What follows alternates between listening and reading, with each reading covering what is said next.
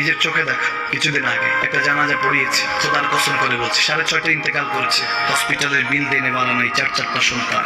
অ্যাম্বুলেন্সে ঘরে ঘরে আসবে, 1000-1200 টাকার বিল দেনে বালা নাই। কি বুঝলেন? ক্ষণস্থায়ী দুনিয়া। মুমিনের কম থাকলেও আমি বলি, কেউ যদি এসে বলে হুজুর একটু দোয়া করেন, খুব পেরেশানিতে আছি, আমি তার হাত চুমু খেয়ে বলি তোমাকে মোবারকবাদ, আল্লাহ তোমাকে ভালোবাসে। পেরেশানি তো মালিক দেয়, এই জন্য এটা রহমত মুমিনের জন্য। পেরেশানি দেয় যখন ফেরেশতারা বলে আল্লাহ চাইতেছে টাকা পয়সা চাইতেছে, বলে এটা কি? বলে ফাসিক, দে বিদায় কর। তার চাওয়া চাই, বিরক্ত লাগে, বিদায় কর, কি লাগে দে।